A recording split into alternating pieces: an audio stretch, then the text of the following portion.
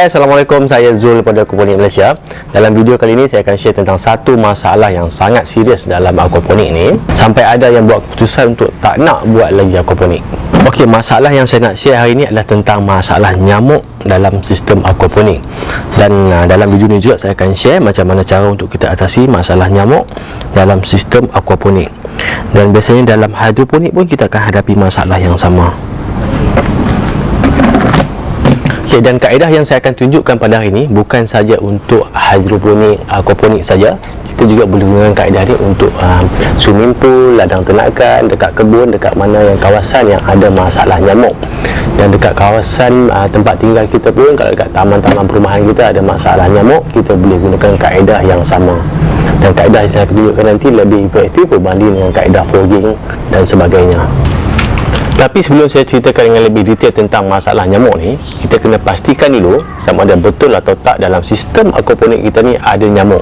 Sebab kalau kita tengok dalam biofilter kita tu, kita akan nampak serangga yang seakan-akan dan mirip macam nyamuk.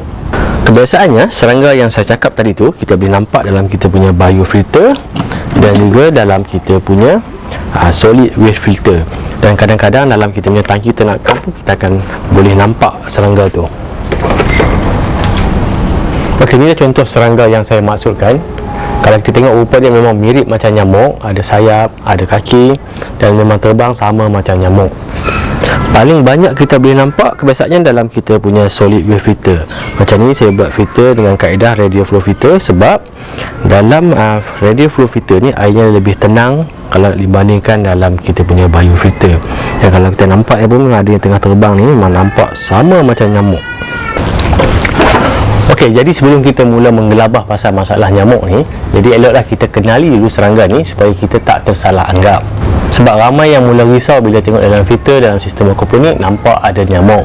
Tapi sebenarnya serangga yang kita tengok tadi tu itu bukanlah nyamuk, itulah sejenis lalat.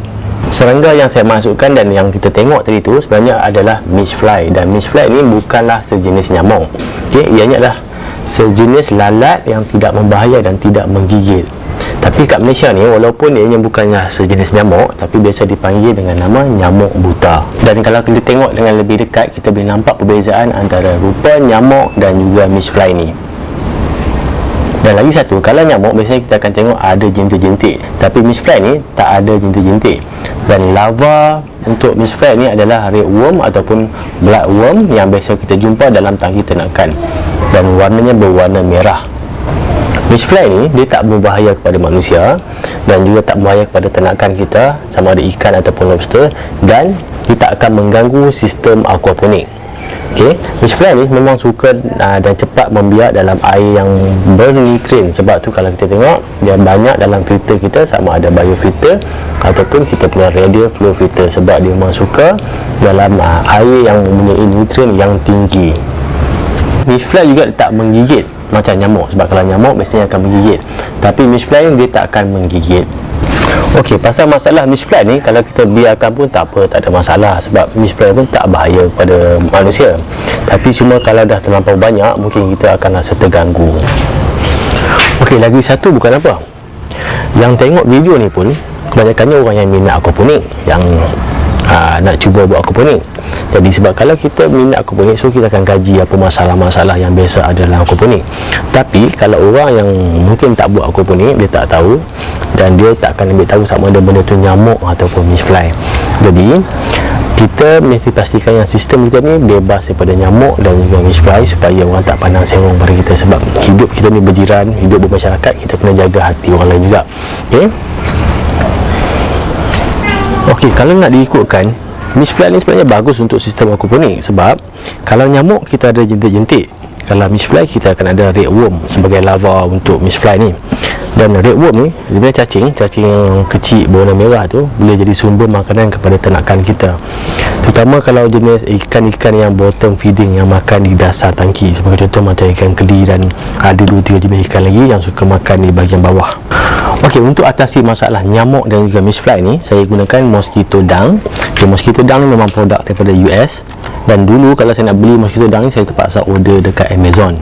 Satu, shipping cost adalah tinggi, kemudian tak boleh direct ship ke Malaysia. Saya terpaksa transit dulu, kumpulkan barang-barang semua nak beli, kemudian baru kita ship ke Malaysia. Cost shipping pun mahal juga lah, dalam $40 lebih macam tu. Tapi sekarang ni dekat Shopee pun kita dah boleh dapat mosquito dung ni, sebab sekarang ni dekat Malaysia dah ada local distributor. Kalau ada yang berminat nak beli mosquito dung ni, nanti saya akan letakkan link dekat video description dekat bawah. Apa yang menarik tentang mosquito dung ni? Yang pertama, sebab dia dibuat daripada bahan yang organik. Dalam dia ada kandungan bakteria yang dinamakan BTI dan tak berbahaya kepada ternakan ataupun kepada manusia. Jadi kita boleh gunakan ni sama ada dalam aquaponik, hidroponik atau dalam bekas-bekas tadahan air ataupun takungan. Dan untuk satu ketul mosquito dung ni boleh bertahan selama 30 hingga 45 hari, dan satu ketul ni boleh cover keluasan 100 kaki persegi. Bagi contoh, kalau macam kita punya tangki ternakan saiz 10x10, so satu ketul ni pun dah cukup untuk cover. Saya pernah tengok satu video kat YouTube, dia orang letak mosquito dung ni dalam bekas minuman haiwan ternakan, dalam bekas minuman kuda dan juga lembu. Jadi maksudnya mosquito dung memang tak berbahaya kepada ternakan kita dan selamat untuk digunakan. Tapi cuma satulah masalah dia, harga dia pun boleh tahan jugalah, mahal juga. Untuk 4 ketul ni dalam 70 lebih. Tapi kalau nak bandingkan dengan dulu, kalau saya beli dekat Amazon, memang jauh berbeza lah. Bagi saya ni consider taklah terlampau mahal, boleh lah.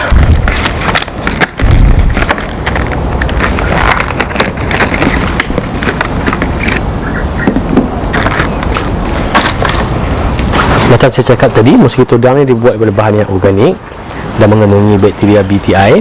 Dan untuk aplikasi dalam aquaponik memang tak ada masalah, dan kebanyakan farm-farm yang komersial dekat luar negara memang menggunakan mosquito dung ni untuk mengawal masalah nyamuk dan juga mesh fly. Tapi dulu sebelum saya gunakan mosquito dung ni, saya pun ada buat banyak research juga. Saya nak tahu sama ada mosquito dung ni boleh mengganggu bakteria-bakteria yang ada dalam filter kita. Dan berdasarkan research yang saya buat tu, saya ada tanya dekat forum-forum, dan kebanyakan orang mengatakan mosquito dung ni takkan mengganggu kita punya bakteria baik ataupun nitrifying bakteria yang ada dalam kita punya biofilter. Okey, cara untuk guna mudah je. Saya akan patahkan kepada dua. Satu dalam solid waste filter, tadi flow filter ni, dan lagi satu dalam biofilter.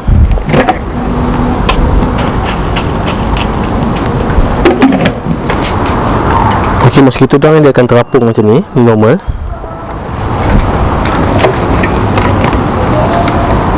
Okey, settle masalah nyamuk dan juga mesh fly untuk aquaponik. Okey, lagi satu benda yang saya nak share, tapi ini hanya sekadar pendapat saya, bukanlah teori. Sebab kalau teori ni kita kena buktikan dengan statistik dan juga kajian yang lebih mendalam. Okey, pada pendapat saya, kalau kita yang mengamalkan sistem tanaman secara aquaponik ni dan kita menggunakan mosquito dung ni sebagai cara untuk mengawal masalah nyamuk, secara tak langsung kita juga boleh membantu untuk mengurangkan masalah nyamuk dekat kawasan perumahan kita. Sebab nyamuk yang ada dekat kawasan perumahan kita ni akan sentiasa mencari tempat untuk bertelur. Tapi bila dah bertelur dalam tempat kita ni, semua jintik-jintik tadi akan mati sebab kita dah ada mosquito dung ni. Sebab mosquito dung ni dia akan membunuh semua jintik-jintik yang ada. Jadi saya rasa tak mustahil kalau dengan kita menggunakan mosquito dung ni, kita dapat mengurangkan masalah nyamuk, terutama masalah-masalah kes-kes denggi dan sebagainya. Sebab kalau kita tengok kat negara-negara maju yang lain, dia orang dah tak gunakan kaedah fogging lagi. Dia orang gunakan produk-produk yang macam mosquito dung ni. Sebab dalam produk yang macam mosquito dung ni, kat dalam ni ada BTI sini, bakteria yang akan membantu untuk membunuh jintik-jintik. Okey, tapi itu hanyalah sekadar pendapat saya lah, dan bukannya teori. Dan kalau tuan-tuan ada pendapat yang berbeza tentang kesan kita menggunakan mosquito dung ni, mungkin tuan-tuan boleh tinggalkan komen dekat bawah ni. Okey, kalau untuk hidroponik pun sama juga. Kalau kita buat sistem hidroponik takungan ataupun floating raft, kita boleh letak je dalam kita punya takungan tu. Dan lagi satu, kalau untuk hidroponik ni, kita boleh gunakan ikan gapi sebagai kawalan biologi untuk menghapuskan jintik-jintik. Tapi kita kena pastikan jenis baja yang kita gunakan tu selamat untuk ikan. Kalau masih ingat, dulu saya dah share tentang satu kit hidroponik daripada Kas Hidroponik. Baja Kas Hidroponik ni dia selamat untuk tunakan kita boleh letakkan ikan gapi dalam kita punya takungan. So kalau tuan-tuan gunakan baja yang biasa, yang tak boleh, yang tak selamat, tak sesuai untuk ikan tu, bolehlah gunakan mosquito dang ni. Okey, nampaknya hujan pun dah mula nak turun, angin pun dah kuat. So sampai kita jumpa lagi. Assalamualaikum.